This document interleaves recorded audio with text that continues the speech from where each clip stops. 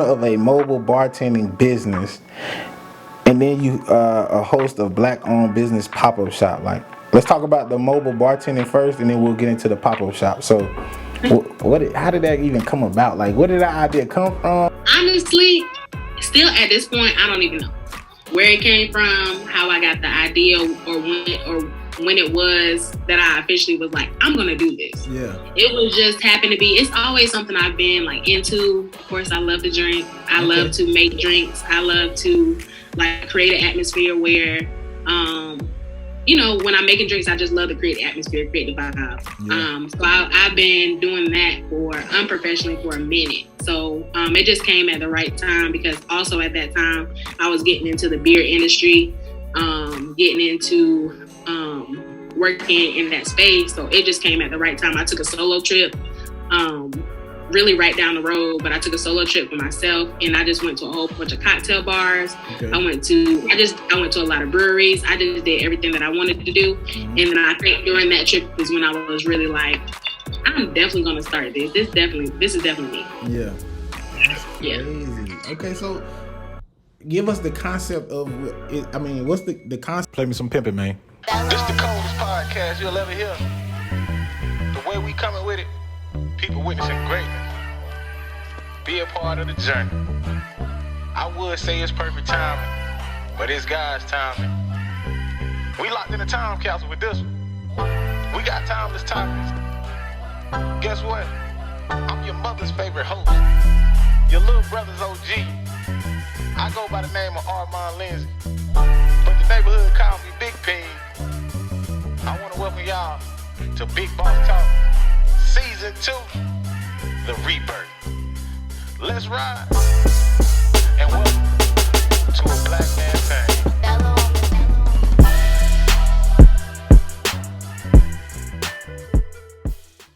Yo, what's good, man? We got another episode of Big Boss Talk, the podcast, man. I have a great guest. I'm going to be honest, I don't even know her like that. I know her just based off of my wife, her connection with her LS's, and then Kelsey is a good friend of Cortni's, and so it's just like, I don't know, we just kind of all linked, and they had this little bachelorette party and and then met the person who made the whatever.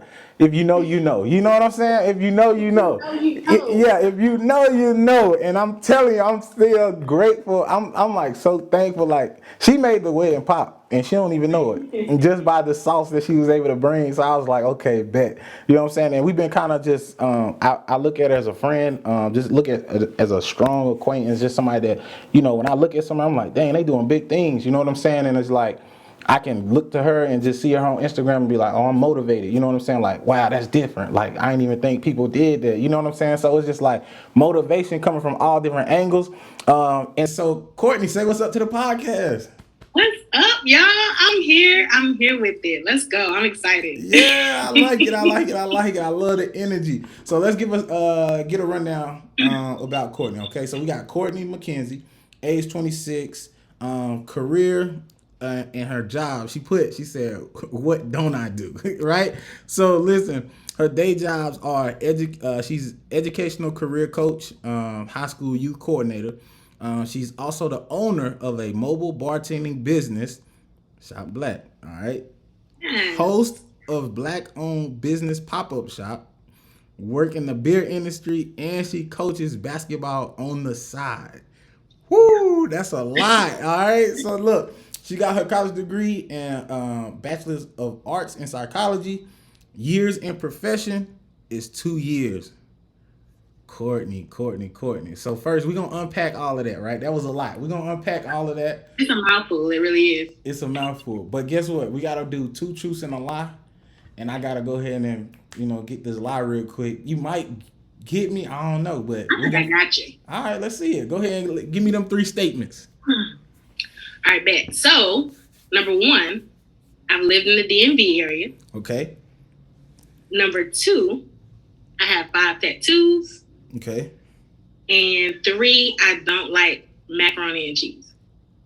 Oh my God, yo. Here we go. We go. So look, DMV. Okay, she lived in the DMV area. I don't know if I heard. I don't know. I think that's the truth. I think you did stay in the DMV area. I don't know if the extent or how long. I think that's true. 5 tattoos. I think. I mean, I feel like you tatted. I don't know if I seen a tattoo like on the arm or the leg or something. I don't know. And then you don't like macaroni and cheese, like. What black person don't like macaroni and cheese? It's like I don't even know. And so you know what? I already know what the lie is. Because you said you don't like macaroni and cheese, I know that's a truth. Like, come on, you can't even lie about that. You can't even lie about macaroni and cheese. The DMV, I think you lived in the DMV. And the tattoos, I think you got tattoos. I just don't know if you got, would you say 5? Mm-hmm. I don't know if it's 5. So I'm going to say tattoo. 5 tattoos is a lie. Okay. So you got me. The lie is actually I have 5 tattoos, but it's because I have a lot more than 5 tattoos. Ooh, so I was okay. So I got it now. So you got me. But You I was just, yeah. it was like a little over under. I was under versus over. Okay, bet. Yes.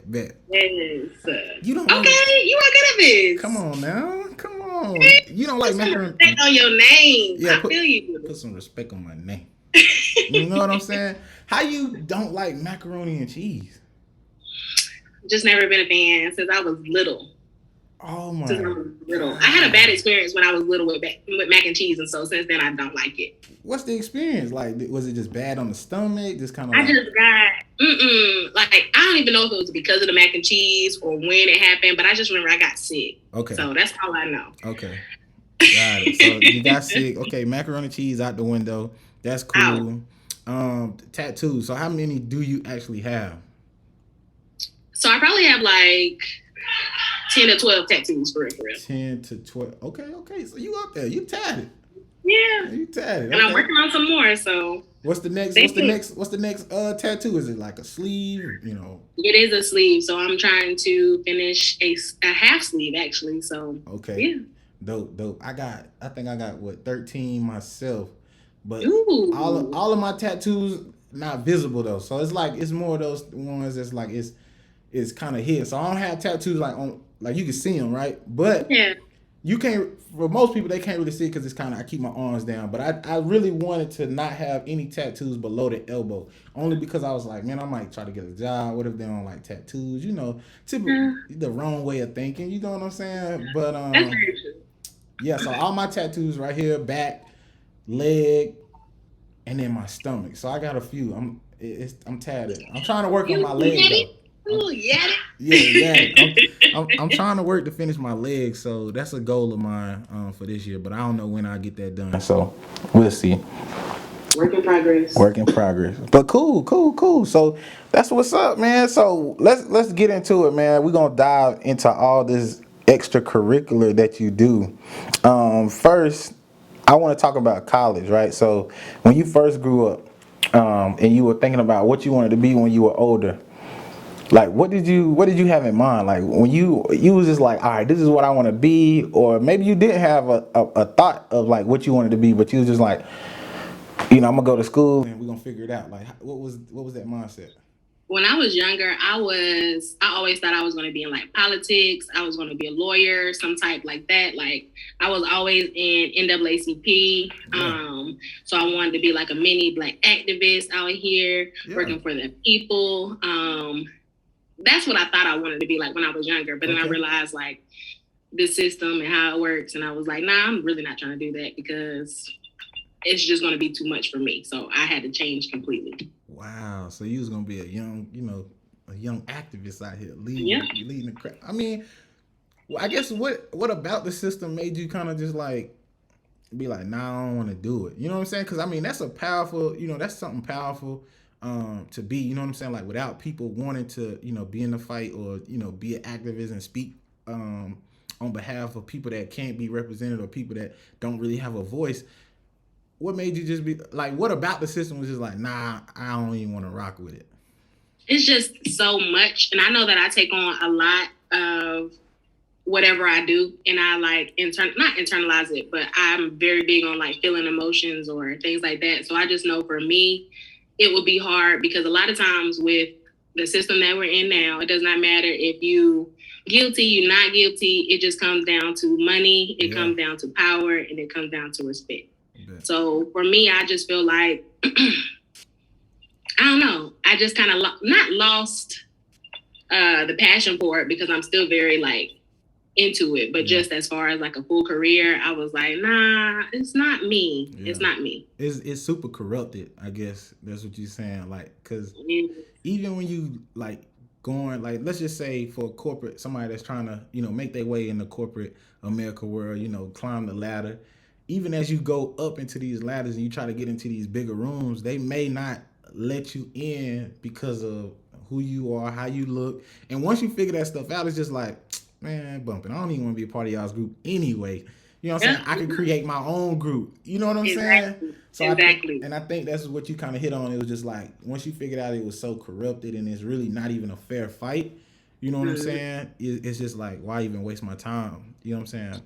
But I do applaud the people that feel like I can. For sure. You know what I'm saying? But I see what you're saying too. It's just like the way, some people just don't have the patience, you know what I'm saying? Or they, the temper is not there. Like, what you say, like, you know what I'm saying? You ready to go to 0 to 100 quick, you know what I'm saying? So, yeah. So what did you go to school at? I know you didn't go to USC like everybody else. Everybody else I talked to, I mean, they USC. I almost went to USC. I almost went with my girls, but I had to go with my heart, and I went to the number one HBCU, the North Carolina Agricultural and Technical State University. Shout out to my Aggies, Aggie pride all the way. Ooh, I'm telling you.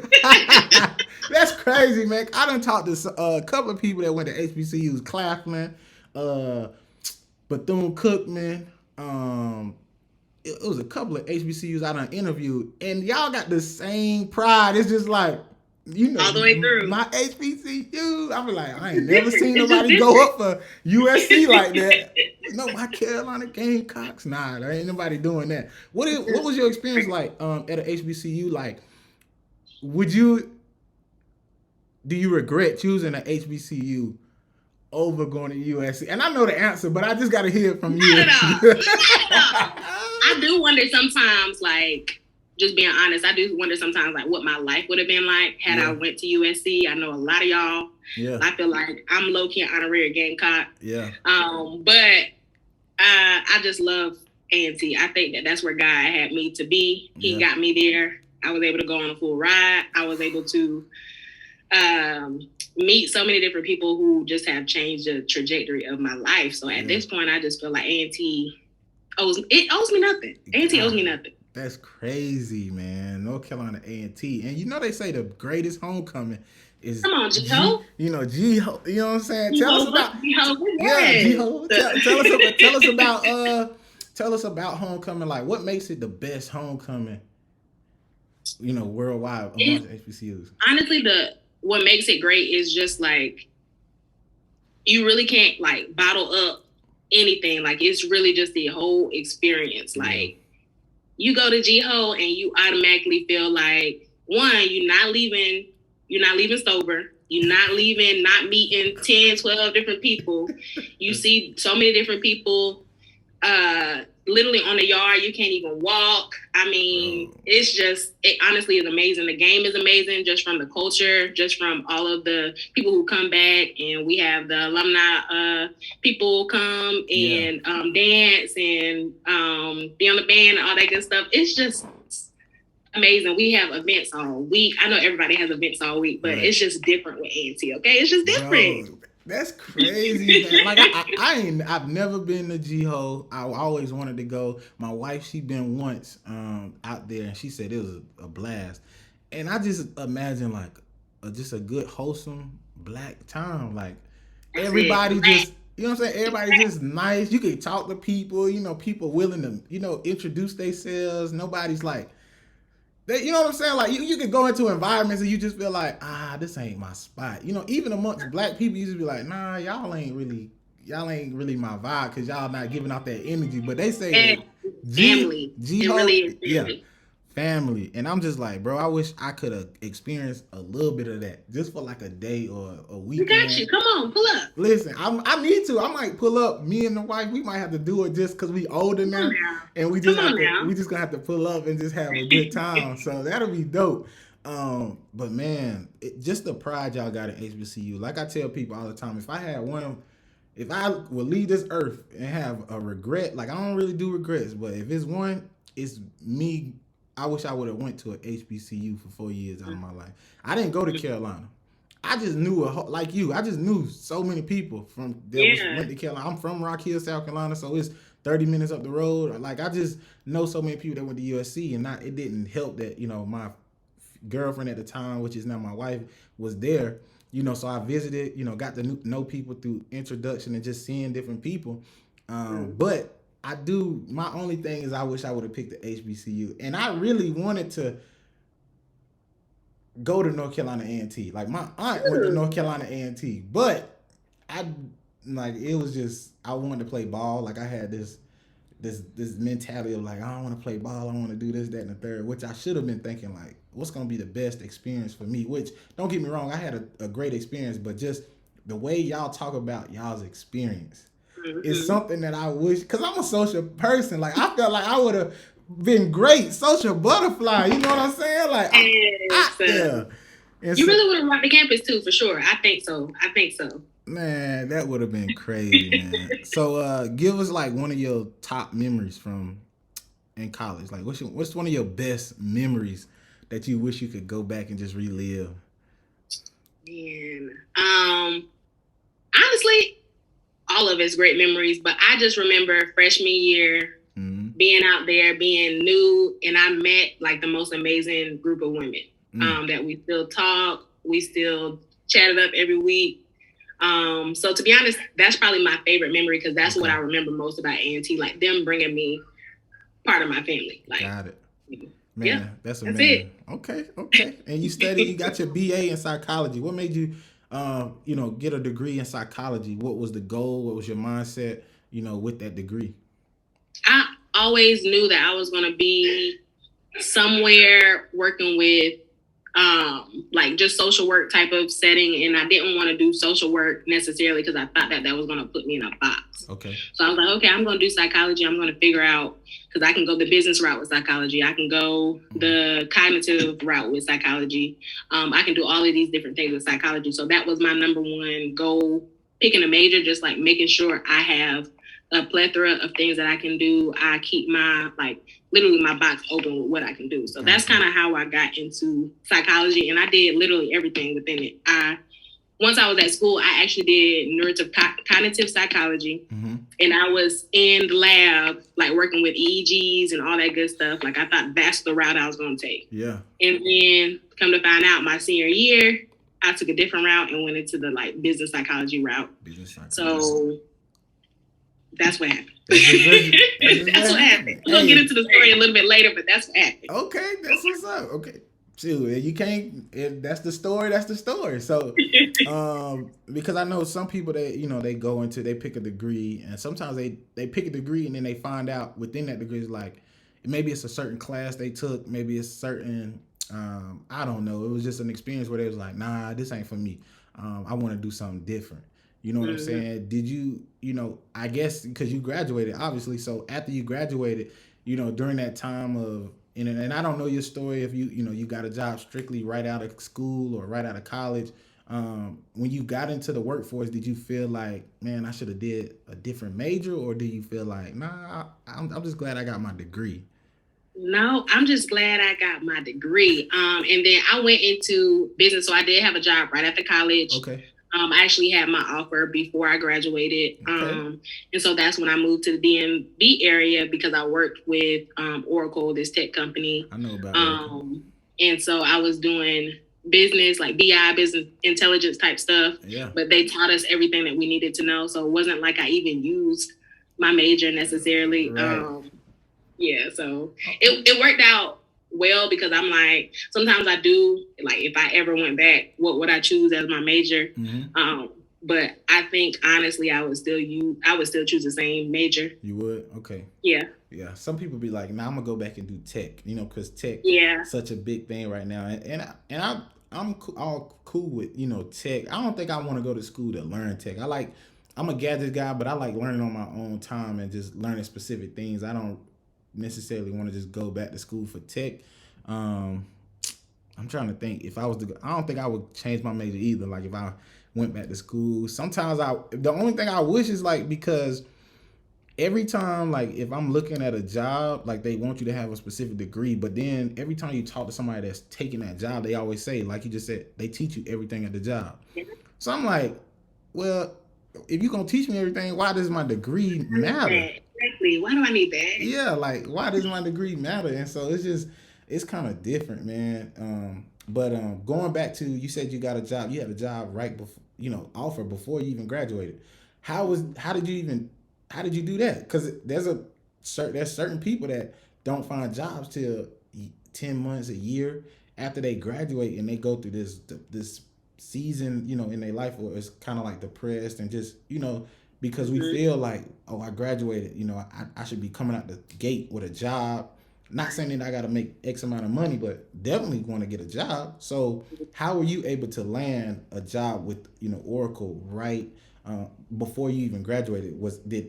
Did North Carolina A&T help you set that up? Was resources brought to you to be able to do that? Honestly, I'm going to say I owe half of it to A&T for sure, but I owe half of it to me and just I have a different job. I love to network wherever I am. I'm going to network and find somebody new and learn something new. Yeah. So thankful to A&T, they have just a lot of resources for you. So I just took advantage of them. One of the things I was able to apply for and get into was the Thurgood Marshall College Fund Leadership Institute. Okay. And there it's just a whole bunch of HBCU students, Black excellence coming together in DC. Mm-hmm. You network. They have a bunch of companies, Fortune 500 companies there. They're teaching you different things, but they're also there to kind of help recruit you. Yeah. So I was able to land a internship with Booz Allen Hamilton up in the DMV area the year before. And then just through my connections and different things like that, I was able to land on the Oracle opportunity. And it was the best fit for me at the time. So I went with it. That's dope. Okay, so now listen. For anybody watching, she just dropped major gems and clues for you. She said, 1, you need to go to an HBCU. Come on. 2, you're going to get all the proper resources that you need dealing with your people.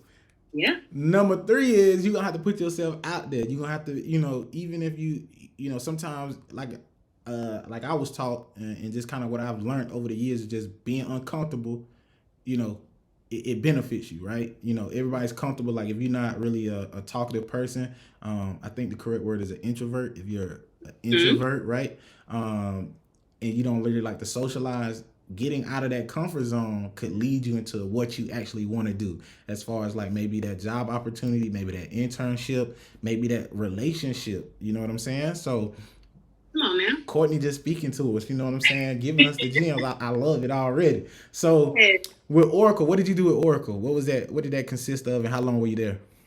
Man, I was there at Oracle for a little bit under a year. Okay. So I worked on a floor. They have a program for like incoming, like fresh out of college, like 20, when you're young 20s. They have that a program specifically for us to kind of teach us everything, help us grow professionally. And so in that program, they literally set you up with everything. I mean, we took a trip to San Francisco for a month. They had everything paid for. So it was like one of those programs where it was like almost too good to be true. Right. Because we got back to our desk, we sat down, we did what we needed. And it just was like, this ain't it. Like y'all really try to trap us with all of these different persons and it's not working. Yeah. So I worked in business intelligence department. So I learned a little bit about like dashboards and like reporting and things that like companies need. And then I would help them like upgrade their stuff. Right. So it was like a little bit of business intelligence and it was also a little bit of sales. Okay. Just trying to like show people what Oracle has to offer, work through it with them on their like, business needs and try to tell them, hey, Oracle is a solution for you. So that's what I did. And it was okay for a while. Don't get me wrong. The money was definitely there. That's the only thing that I missed. But it just wasn't it. Like, when you say it, what you mean by it? What you mean by it? Because some people don't understand. Like, I'm in a situation, I ain't gonna say in a situation, but I'm starting to understand now. All money ain't good money.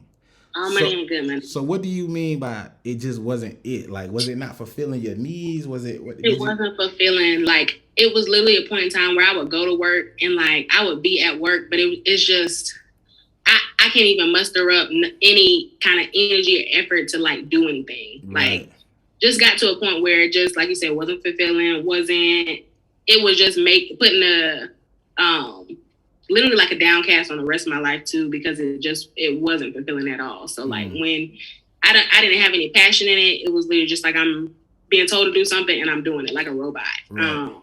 And I just didn't like that feeling at all. Man, that's crazy. Cause I hate that. Like, and that's why I had to do, like, for me, sales was one of those things where, for me, sales is different day to day because you have to create something from nothing, right?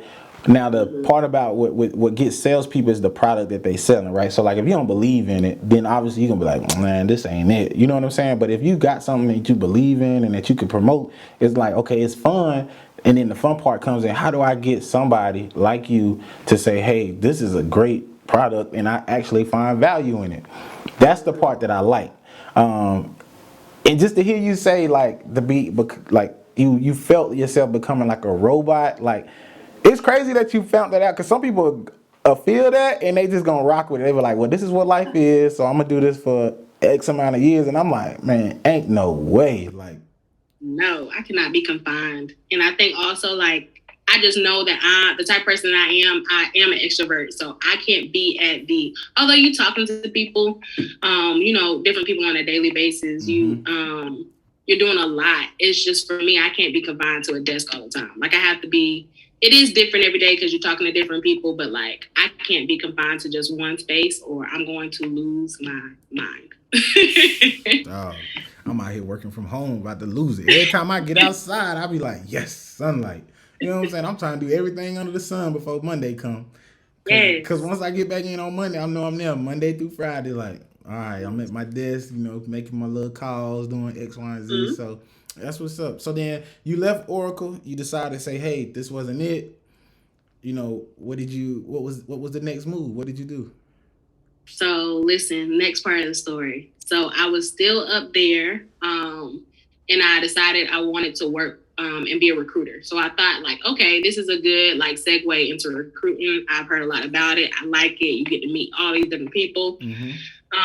And so I actually worked with a company called Source America. It's actually a nonprofit, but I was a recruiter for them, and I was recruiting or matching businesses with special needs, like any type of whether it's like disabled veterans. We worked a lot with disabled veterans, or whether you had like just neurocognitive issues, mm-hmm. Even something simple like ADHD. Well, it's not simple, don't get me wrong, but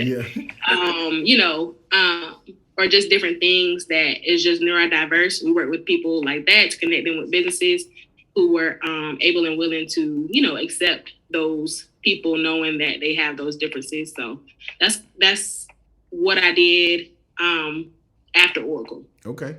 And then how long did you do the recruiting? So next part of the story, I was there for probably like, it was just a weird company because it wasn't a weird company, don't get me wrong, but like I was on a team with 4 people. So At Oracle, I'm on this huge team, and then I moved to a team where it was like 4 people, and I was the only one doing what I was doing. Okay. So it was just a different switch for me. It was challenging, but I did enjoy it.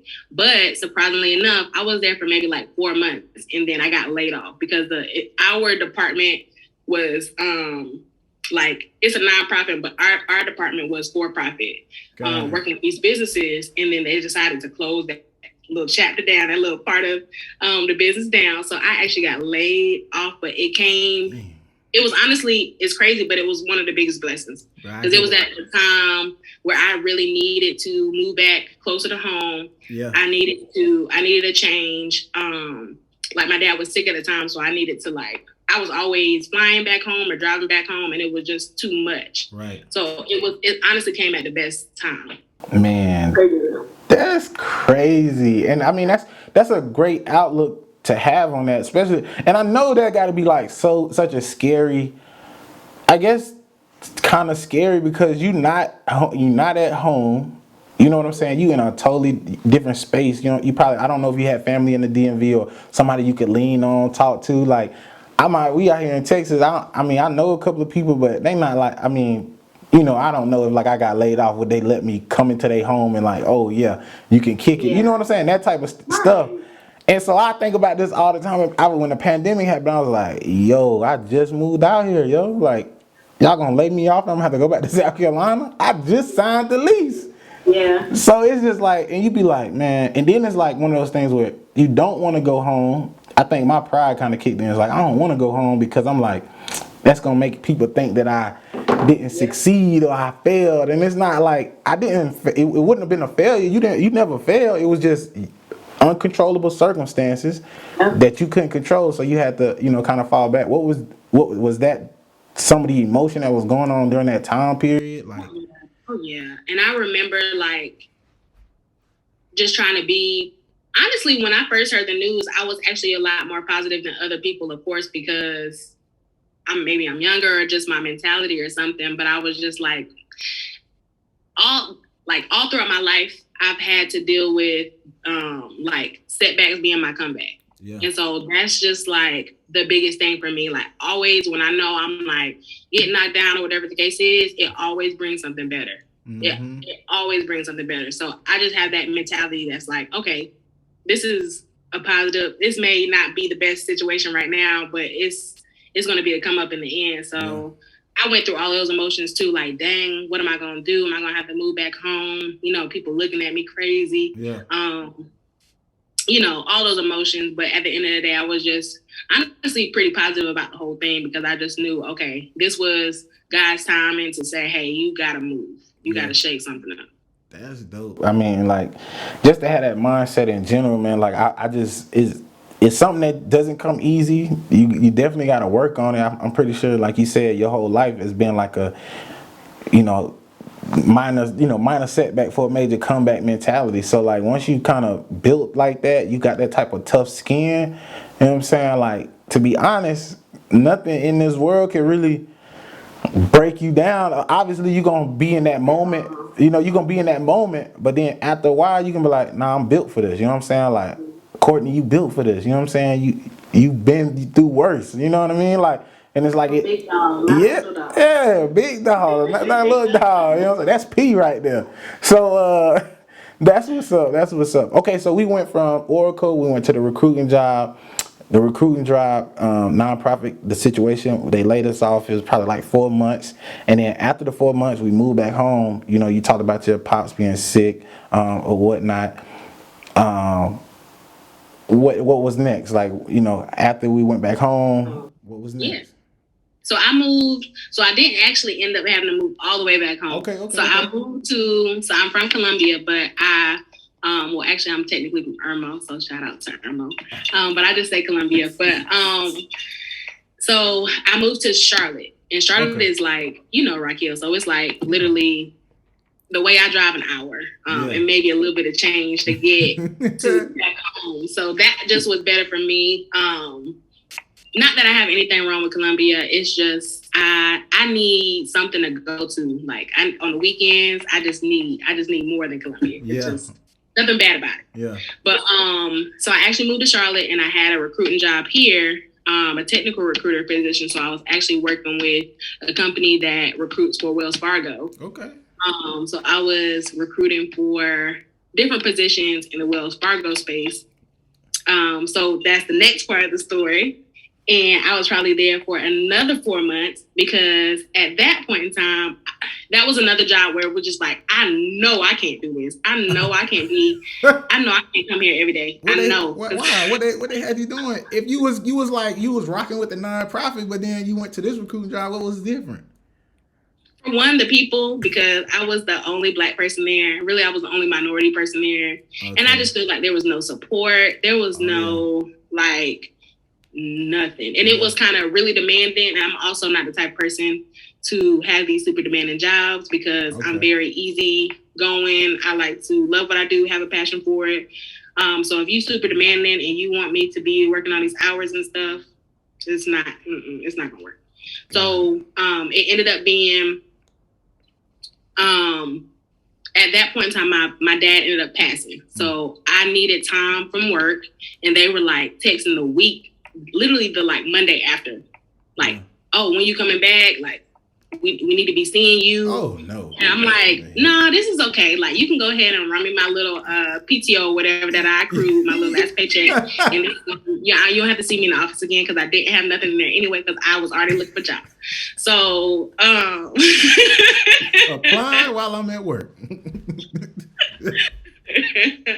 So that's how that went down. And that honestly, again, was another major like setback to just bring me to my come up. Because at that point in time, I had the time and the freedom to figure out, okay, what do I really want to do? It can't be all of this back and forth all the time. Like, what do I really want to do? Because I'm running from something. So what is it? Right. And so at that point in time, I had the opportunity to go back to, I did a program for teaching. Okay. So I did that program that summer, and then that August I started as a teacher, 8th grade, middle school English, at Title I school, in the hood of Charlotte. What school was it?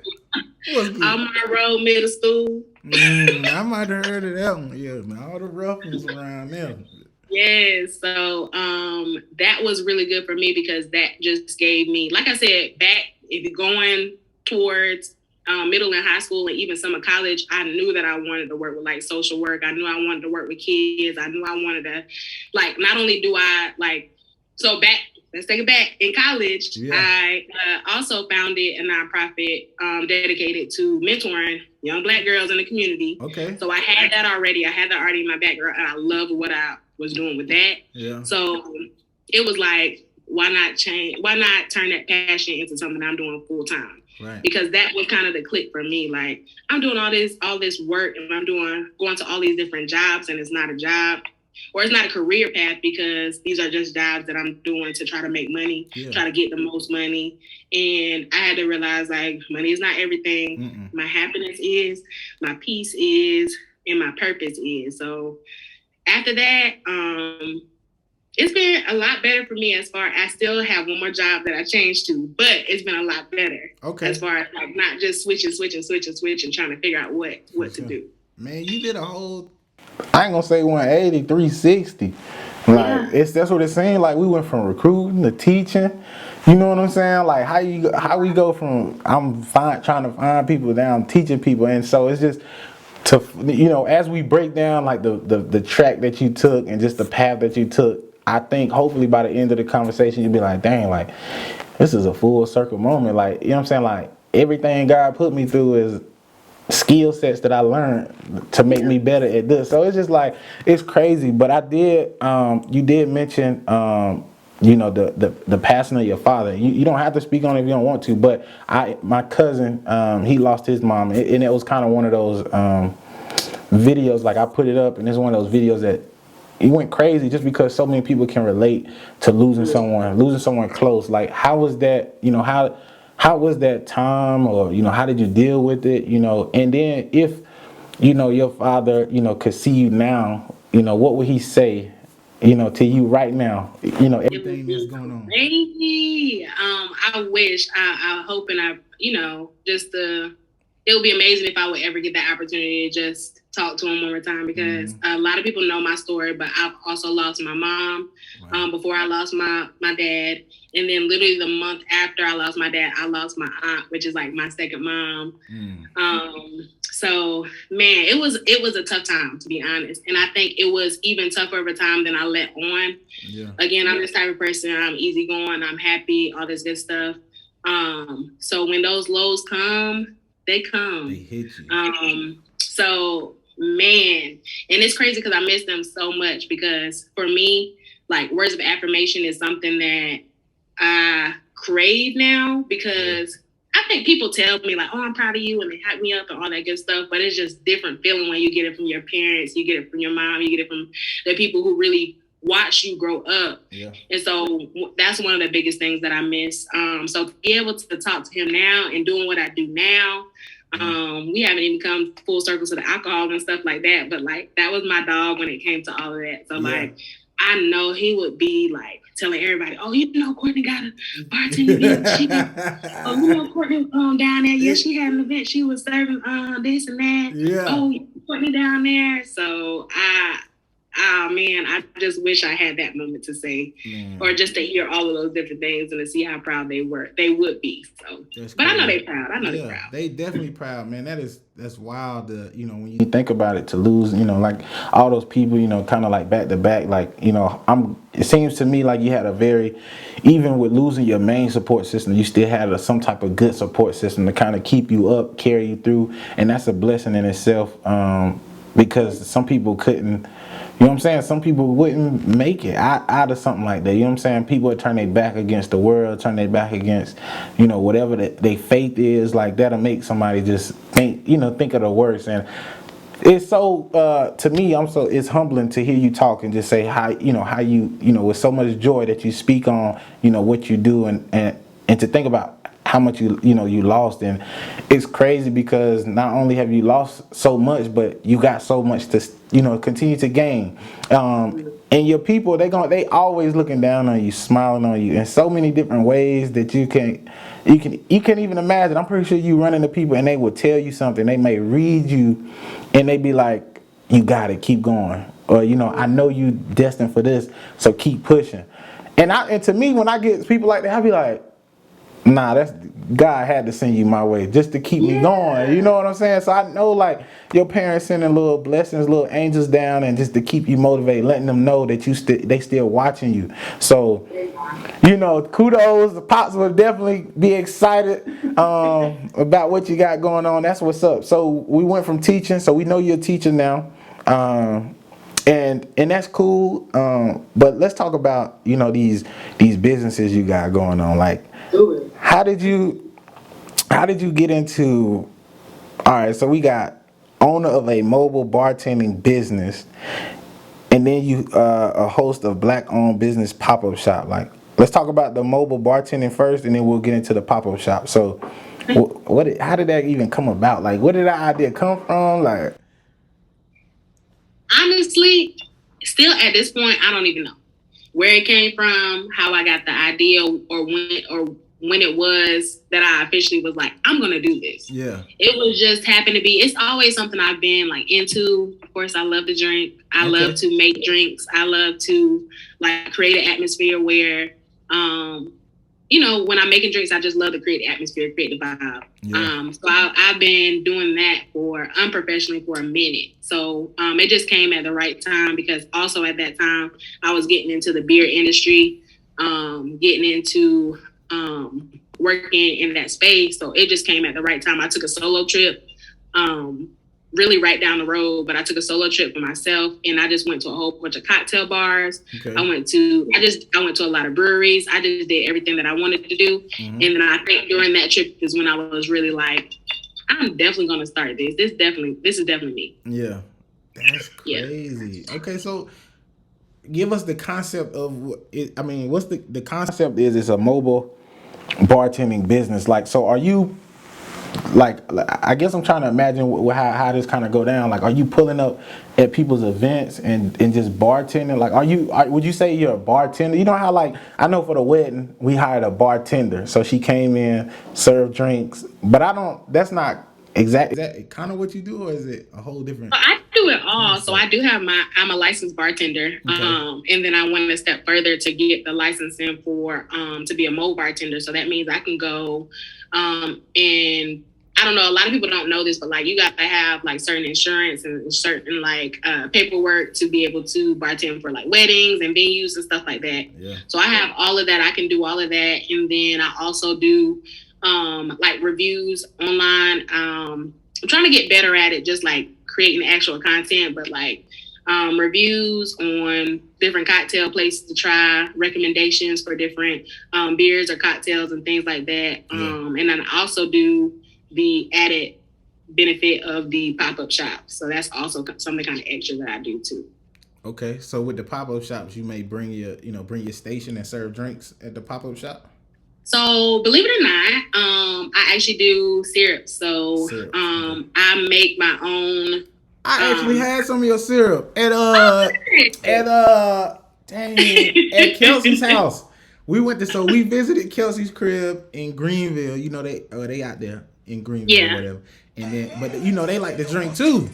So, they brought out the drinks or whatever. We started. Shout out to my favorite. Yeah, and then next thing you know, Elijah come out like, oh yeah, we got these syrups, by Cortni. I'm like, what? Syrups? So he was like, okay, we got this flavor. Pardon me, I ain't remember the flavors, but he was like, this flavor. It's like, you just pour it in there. It's great. And I was like, okay. So we kind of tried the syrup. I mean, it was busting. So I was like, okay, so I know about the syrup. So yeah, tell us about the syrup. Okay. So I also do that. So when I do the pop-ups, the first 2 pop-ups that I did, actually, I didn't sell anything. It was more for like Black-owned businesses to get their spotlight. So like I always do like between 15 to 20 Black-owned businesses, just have them pull up. And I always do it at breweries because that's a space that we as Black people and as people of color have got to tap into. Because a lot of people are not necessarily afraid, but they just have this stigma about that culture. And it's for us too. So I always have it at breweries to allow that space to be I'm trying to get that space to be more diverse. Especially in Charlotte, because that space is huge. So they come, they pull up, they sell everything that they want to sell. People come out, it's amazing. But then the last time I did one, I actually sold some cocktail kits, and I did the syrups and stuff like that too. So that's a good added benefit, because not only if you don't get the opportunity to experience one of my drinks at a venue or at a party or at a wedding, you can also take that experience home with you and do your own thing. So okay, shout out to the marketing. I like that. Okay, Sarah. So that's what's up. Okay, so we got the business. We got into the bartending. We licensed. We can do all that. We got our own syrup. Where do you see that business going? What do you see? Where do you see the business at in 4 to 5 years from now? What would you like? Would you like to be selling more syrups, or do you like the simplicity of what you got going on now? You know what I'm saying? Like, some people enjoy what they got. Some people don't want to grow into this crazy company just because they know it's a lot more to handle. But what's your thought? What's your goals? Man, in 4 to 5 years, honestly, I see it being a lot more organized, a lot more like running, like how I foresee it running, like just a lot more being able to bring on people to help with all of my different venues and event requests and things like that. So I want to bring people on. So hopefully I have a team in 4 to 5 years.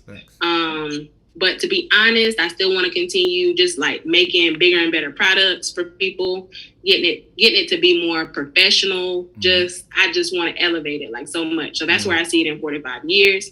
But even outside of that, like one day I would love to have my own like bottle shop and have like a lot of Black owned bottles, beers, alcohol, things like that. Just a lot of Black owned stuff in that space.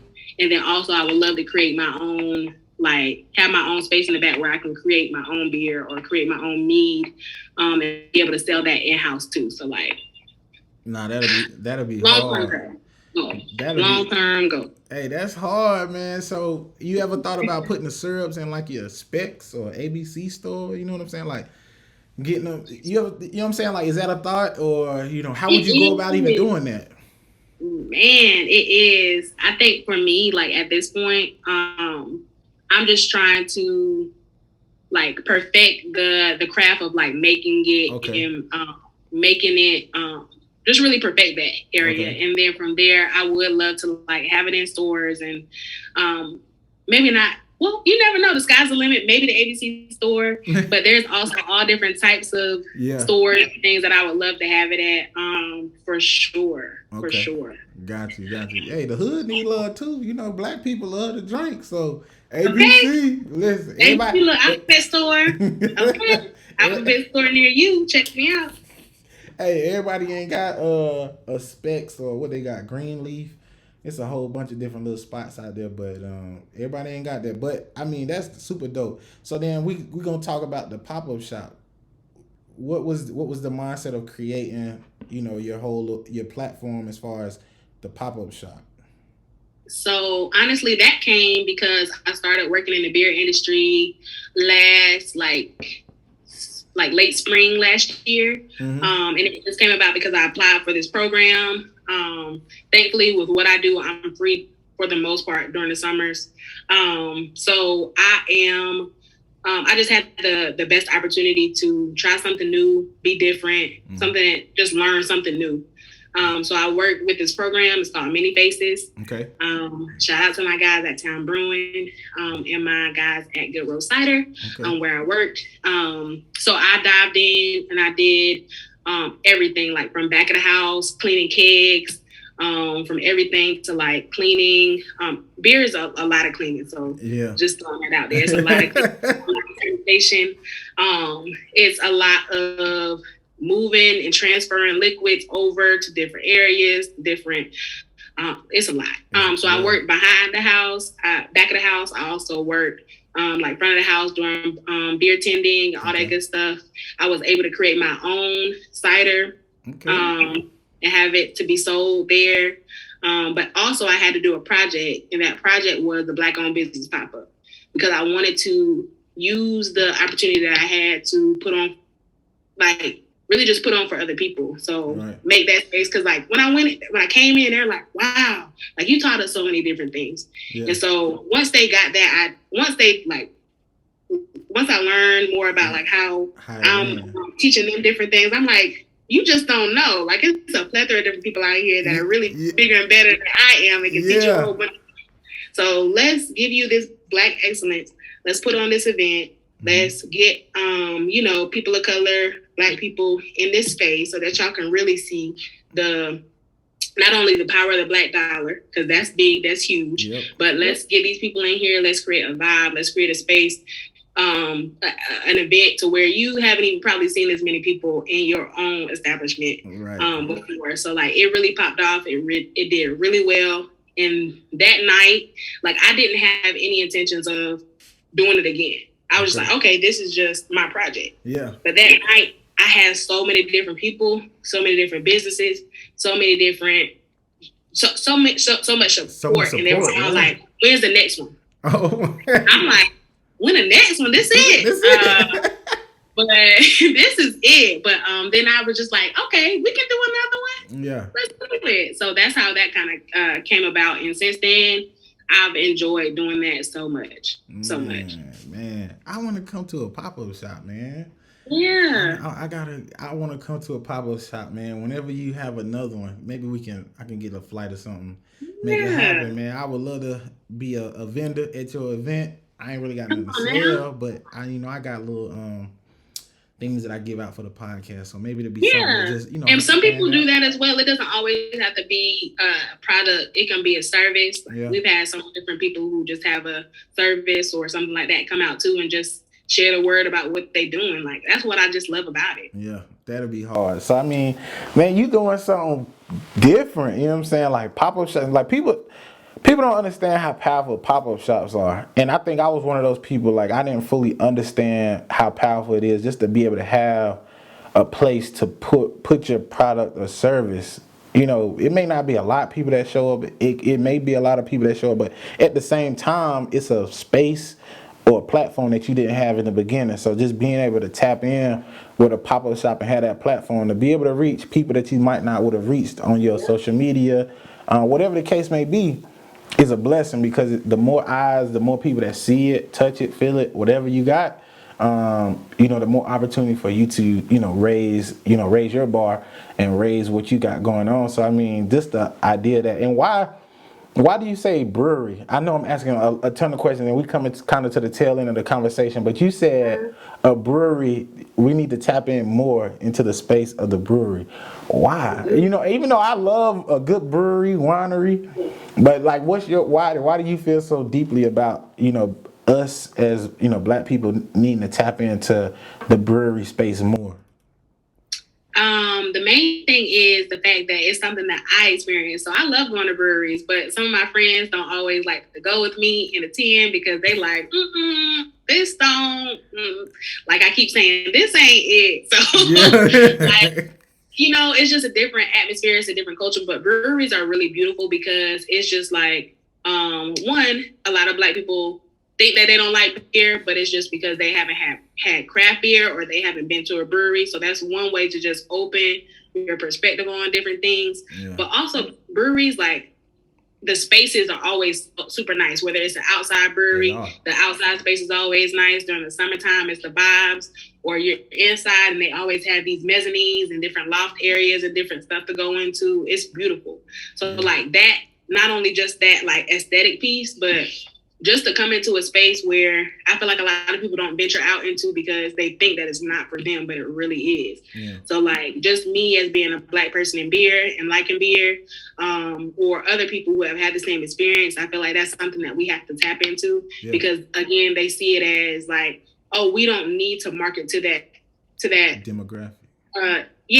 Because they don't come or just different reasons that they have in mind. But it's like, no, you need to market to us. You need to use us. You need to be into all these different things that we have going on because it's not just a white culture. Beer really started with us. Wine really started with us. Like, and if once people realize that and take that back and like really internalize that all of this stuff really started with us, it's like, why would this not be a space for us? Like, that's just crazy. Right. Man, that's crazy. So I've and to speak to that point, so like a lot of things that you think, and I'm gonna just be honest, like we think is the white people, the only people that enjoy beer, you know what I'm saying? Or have the taste of a good beer, but that's not the case, and I think because it's what we see on TV, right? When you see a commercial of beer, I don't really see too many Black people that's at a brewery drinking beer, right? You see more of the white, older, more kind of, I guess you could say, laid back person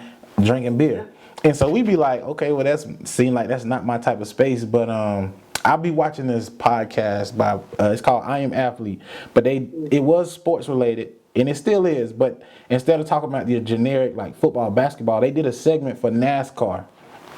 And NASCAR is one of those spaces where they feel like, me personally, I was like, NASCAR is for white people, for rednecks, people that just be like, let's go, you know what I'm saying? But from that podcast and them bringing that experience to us, like the culture, it's like we got a lot of history in NASCAR that I didn't even know about. And then it's like NASCAR isn't what you think it is or what you see on TV. It's very diverse now because they are putting in programs and things in place to bring in minorities, people of color to enjoy the sport. And when they got into it, they did the research and it was just like, we got a lot of history in NASCAR, and it's sad that our people don't really like NASCAR. And it seems to me like it's the same thing up with brewery, right? We don't know what we don't know. We've been, so in a box with everything our entire life. And so we need people to break out of those boxes, those chains, to be like, nah, I'm going to venture into this. So then you can bring that information back to your people and say, nah, this is for us. This is for you. And you can have a great time. So like what you're doing is kind of on some hunter-gatherer type, you know what I'm saying? Like I'm bringing that information, you know what I'm saying? Let me bring it back to my people. And so hopefully whoever watching this, they get the better of understanding of like, hey, maybe it gives them an idea to say, hey, let me go check out a brewery this weekend. Like, where's the local brewery? And I will say, like, I've been to a couple of breweries. I love wineries, and breweries are dope, like nice. And to the point, people be like, beer isn't for me. Well, if you drinking Bud Light and Budweiser and that's all you know, then, Right. then yeah, bud, it ain't for you. Malt liquor is not for you. But a 40, duh, it don't taste that great. Right, you might as well still be drinking Mad Dog. Exactly. That's not where. No, that's not it. Right, but that's not the it. That's not the it of beer. Like, it's just so you gotta open your eyes, man. You gotta open your eyes. exactly. Okay. So listen, man, we done kind of came to the tail end of the conversation, man. I think I do have small questions, and it's two small ones, and then after that we'll go into like the conclusion and just what we like to do. And I guess my first small question is just give me your top 2 beers that you would recommend. Like if people don't drink beer, what are the top 2 beers you would say, all right, you new to this, let me put you on this? Yeah, so actually the first one would be it's actually not a beer, it's a cider. Okay. But try either Blake's or Austin's cider, any kind. They're so good, and that will kind of get you a little bit experience with just like the taste and the flavor profiles a little bit to get you acclimated to like, okay, I might be able to try beer if you don't like beers at all. So definitely try that. The second one, I'm really into sours. I really like IPAs as well, but I'm really big on sours. So there is this brewery called Untitled. I think they're out of maybe California or something, but they're in all like Total Wine stores and everything like that. Okay. They have some really cool like flavors, different types of beers and stuff like that. So I would go with something from Untitled, and they always are sour beers. Okay. So yeah. Got you. So we got cider, and then we got Untitled, which is a sour beer. Okay. I like I'm a big hoppy guy, so I like that's that terminology. I knew that. Yeah, hoppy. You know what I'm saying? People don't know what that is. I had to school my wife on. I had to school Maya on that. I was like, "Nah, this is hoppy." She was like, "What is hoppy?" I'm like, "Don't worry about that. You ain't even in the conversation." But okay, so cool. So, but I do like hoppy beer, and then I also can get with a dark beer too. Like I can get into a dark. It has to be a smooth dark beer though, not a bitter. Like I don't really like, but I can't do a bitter dark beer, but I like a darker beer. If it's a smooth taste and it can go down good, I'm like, all right, cool. I can rock with it. So I do know a little bit about beer. I know about it. I haven't had a Bud Light in years, so I don't. I don't do that no more. I want anybody who's drinking Bud Light to grow up. Just grow up. Just grow up. Cool. Okay, and then what's crazy is this is my last question. You've done almost any and everything, and you've had a crazy ride so far. It's crazy to think that it's not even done, but so much going on. Entrepreneur, you got so many different little businesses. You're still working. What advice would you give someone that is, let's just say they stuck in that routine job? They want to do something different, but they scared. Maybe they spouse. If they say like, "Honey, I don't want to do this no more." But you know what I'm saying? Like, what words can you encourage somebody to say? All right, you need to go ahead and do this. You need to do it. Push yourself. Do it. It don't matter what people say about you. Go out here and do it. Like, what would be your advice to someone? Honestly, my advice is do whatever you need to do to be the person your younger self would think, wow, they're cool. Yeah. Like, make your younger self proud. To be honest, I think that's really, I don't know if it's because I work with kids or what, but like, always looking back, you're 17, you're 18, you have no idea what you're going to do. You have no idea. You think that 25 is like the end all be all. Yeah. And then you get to 25 and you're like, oh, shoot, what is 30 and what does 40 look like? Mm-hmm. So like that to me is like the best experience. Sometimes like my life mantra is life is a journey, not a destination. Yeah. So as you work through this journey, always don't be afraid to tap into different things. Don't be afraid to be uncomfortable. Don't be afraid to not be afraid. Like sometimes you're going to be fearful because you don't know what's next, but just keep going. Like keep taking a step after the next step after the next step, and I guarantee you're going to get there because it's about the journey, not about the destination. So make your younger self proud.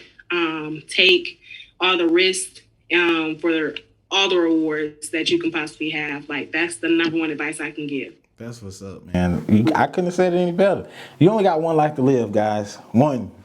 And at the end of it, whether you believe in a higher power, whatever religion you believe in, you know, I believe in, you know, what I believe in. And I know there's life after death, but at the same time, with this worldly life and the things that, you know, with the relationships and the people that you have right now, you know, I feel like you should be able to live to your fullest potential, you know what I'm saying? Fail at your fullest potential and just learn as well. And I learned a few things. I'm always tapped in with different podcasts just because I'm in the space. And so I like to listen. And, you know, anytime I hear something, I'm like, okay, let me say this in my notes so I can eternalize it. And what I got in my notes, I just want to say, and then I'm going to ask you for your recommendation on who I should talk to next, right? So while I'm saying this, I want you to think, this is how we continue to grow the network. So I need somebody that you think, you know, you personally, right, that you think is super dope. They got a magnificent, you know, it doesn't have to be a crazy story, but you just think what they do is dope. They fit the mold of the podcast.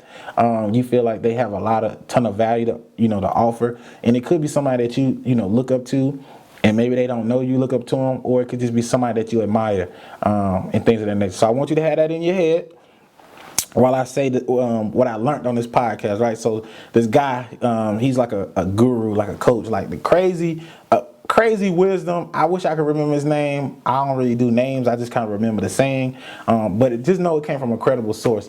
And the guy's like, he's learned. He's just one of those people that you know, like they got a ton of game, a ton of knowledge, right? And for me personally, I don't have any mentors, right? Somebody that I can be like, that's in the professional that I can be like, I want to be like you. You know what I'm saying? I don't know anybody personally. So when I hear stuff, I'm like, okay, I take it, eternalize it, because, you know, that's how I kind of get my mentorship. And he said, your belief in your potential is natural, it's God-given. So the feeling of when you know you believe you can do something and you know you have the potential to do something, that feeling of just like, I know I can do this. I know I can get this done. Like, that's natural. It's God-given. Like, God, you were born with that type of potential, that type of, you know, that charismatic. Everybody was.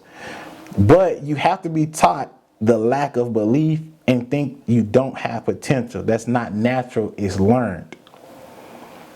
So when people have some type of doubt or they feel like they can't achieve something, subconsciously it's coming from something else, another source that may have told them like, oh, you can't get you can't do that. You know what I'm saying? Or because you haven't seen it, you start to learn characteristics of people that don't have a big dream or you know what I'm saying? Like when you're a dreamer, the stuff that you think about and the stuff that you say is people cannot fathom. You be like, what are you talking about? You sound crazy.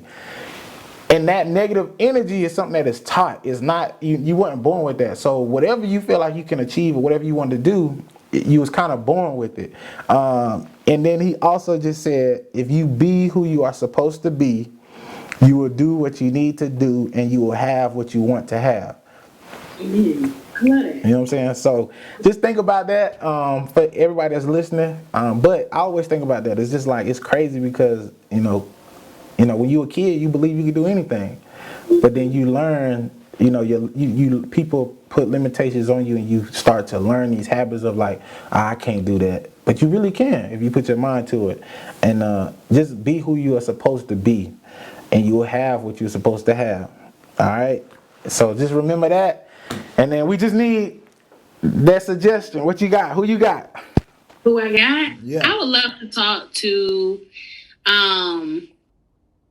somebody who is like a clothing brand or like a makeup brand or like just somebody who has their own product that's making major moves. I do have a couple people in mind, actually. Okay, who you got?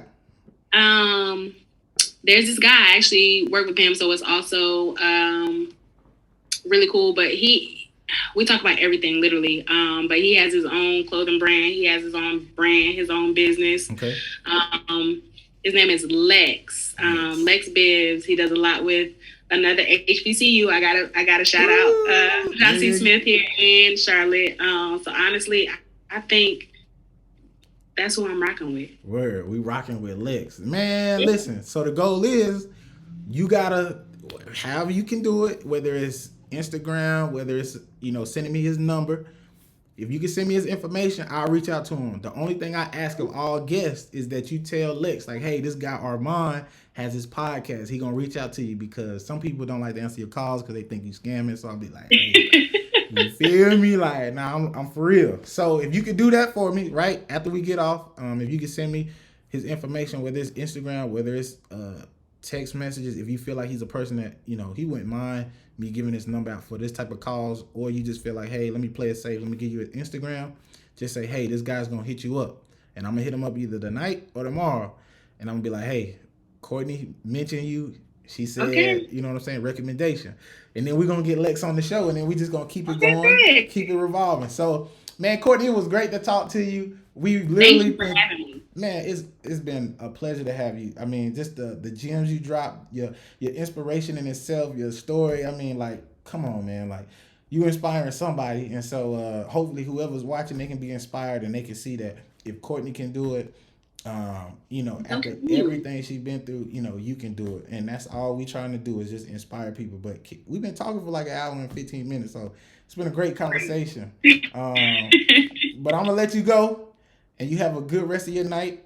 And if you ever need anything, if you want us to put out the word, you know what I'm saying? Listen, I'm trying to get into this thing. Like, if you want a commercial for your syrup, come on, commercials. We make commercials. We could work something out now. And then, whenever you got like a pop-up shop, if you can let me know. Like, I'm all about working with people, and we all. Yeah, that's all it's about, the collaboration. You know what I'm saying? Collaborate. So if any way we can collaborate, Big Boss Talk got you. If you need anything from us, we got you. If you need a platform to put your products on and speak on, we got you. So just always know it's a phone call away, a text message away. Ain't nothing gonna stop us now. Yeah, we in there. We in there. Love it. Thank you so much. No problem. You have a good night, okay? You too. Thank you. Peanut, you so cold. I want to thank you, all the bosses listening to Big Boss Talk. The people listening and watching, we love you over here. We're going to leave the same way we came in. Coming with the coldest podcast you'll ever hear. The real ones will relate, the fake ones going to